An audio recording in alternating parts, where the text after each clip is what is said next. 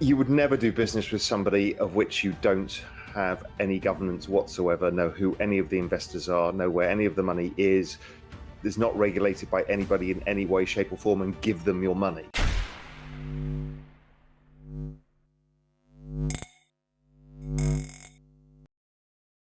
Hey guys, welcome back to Library of Wealth. Today we have the CEO of Real Vision, Raoul, giving us his take on Sam Bankman-Fried and Kevin O'Leary after the collapse of FTX, as well as where Binance's position is in the crypto market. New details are revealed about the failed agreement between the exchanges during FTX's liquidity crisis in November.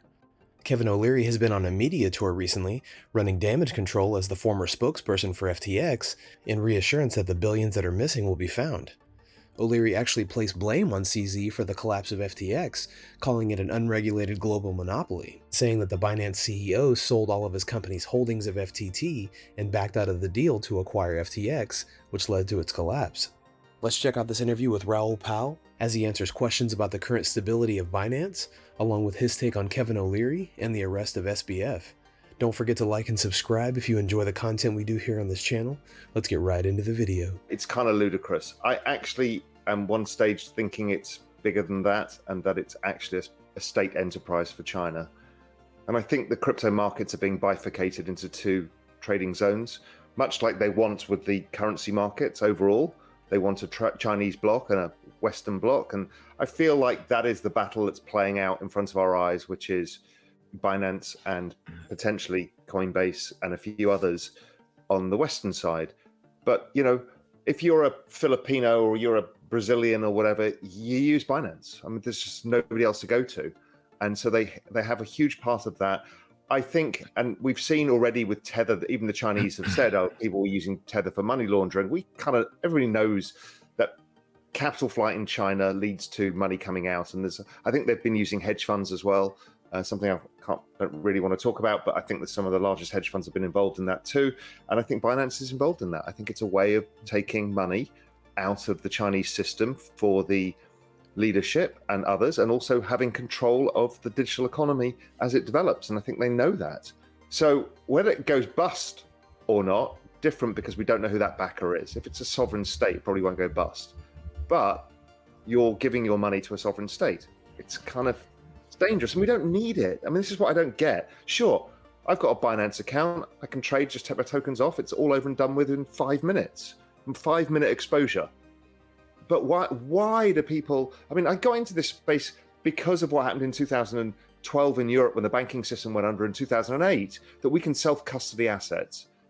So that's the killer app of crypto. And yet everyone just goes, la, la, la, I can't hear you. I'm just going to leave my stuff on Binance because I can't be bothered to figure out how to plug in a ledger.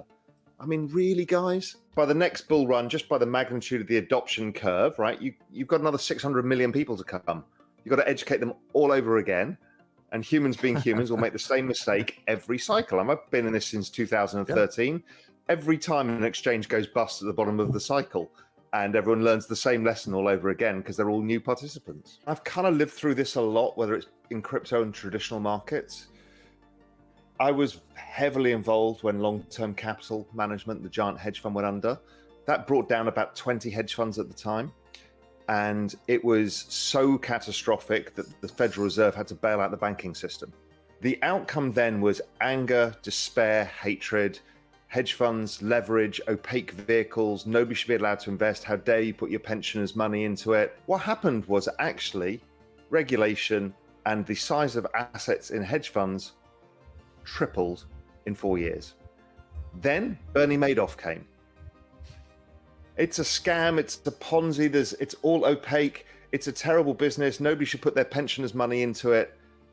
What happened? Regulation, it 5x'd after that in size to $3 trillion. So actually, the regulation is a good thing. I know a lot of people in this space don't like regulation, but you can't have it both ways. You cannot want to exist on-ramping and off-ramping from a fiat world and not have regulation. It's as simple as that. Sam Bankman-Fried is now attempting to pretend he simply made a bad judgment call and that his inexperience is what led to the fall of FTX. Most people can see now that isn't the case, and he believes Sam will be held accountable for his role in the company's failure. It was only a matter of time before these failures resulted in a legal case against SBF. It's no different than Mt. Gox going, which was actually bigger because it was a bigger part of the market, It would be like the equivalent of FTX and Binance going under at the same time. Now that may be happening if Mike's right, maybe but Coinbase, maybe Coinbase, right? It was top. everything. We saw it with Bitfinex as well. They were huge when they went, insolvent. So we've seen it a number of times before. It doesn't stop the space. It's usually just when the tide goes out, and that's usually when monetary liquidity is withdrawing from the system. You see who's swimming naked. You do not ever build a business of leverage on an asset of a collateral that is 100% volatility. That's insanity, because it will, probabilistically speaking, force you into insolvency, guaranteed. Now, that's why real estate has leverage, because it's very non-volatile. It's maybe a 0.5% volatility asset or a 1% volatility asset. This is 100 times more volatile, and idiots think every time, you know what we need to do is build leverage on a 100 volatile asset and then wonder why they blow up and go, really, guys? It's pretty obvious. So anyway, that's my learnings, that regulation will stop the leverage in certain ways, or reduce the leverage for in line with the underlying volatility, and sort out properly client segregation of funds. I mean, I was also caught up at MF Global, which was at the time was massive as a futures brokerage. It was bloody John Corzine, my old boss from Goldman Sachs, who was the governor of New Jersey. He stole the customer money to take bets on European government bonds. And he was a fully regulated futures brokerage. I mean, humans do this stuff. Give them a cent of money anywhere, and they will abuse it. Don't forget, we don't know what we're going to recoup from FTX. We have no idea yet, whether it's a donut or whether there's 40% to come back. We just don't know. Early on in any economy, so whether it's the US economy or the British economy or any of these, the financial system usually fails a couple of times. As people are building, they create the wrong risk. They don't understand. It's actually pretty common. 1929 and the banking crisis that went before it was pretty common at that early stage, because what you do is get the rampant speculation that uses the leverage. The underlying principle, which is this economy is going somewhere, and therefore, as you say, finance will help it along in its journey. But in the end, the journey still continues. Gensler's the person who's held this up. The CFTC would have done this a while ago, and they regulate exchanges. It's their bloody job. But Gensler has been, I'm sorry, but he should take a lot of blame for this. And I know there's no point pointing fingers at each other, but people like Brian Armstrong has gone to them repeatedly and say, you need to sort this out. And he's like, we will sue you in retrospect, and we won't make a ruling on anything.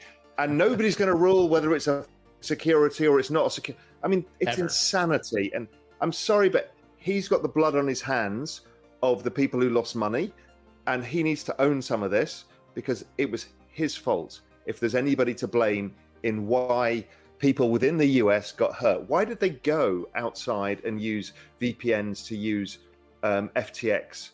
Well, because of the regulatory lack of clarity on the ability to do anything in the US itself. The SEC released a statement saying it had authorized charges relating to Mr. Bankman-Fried's violation of securities laws.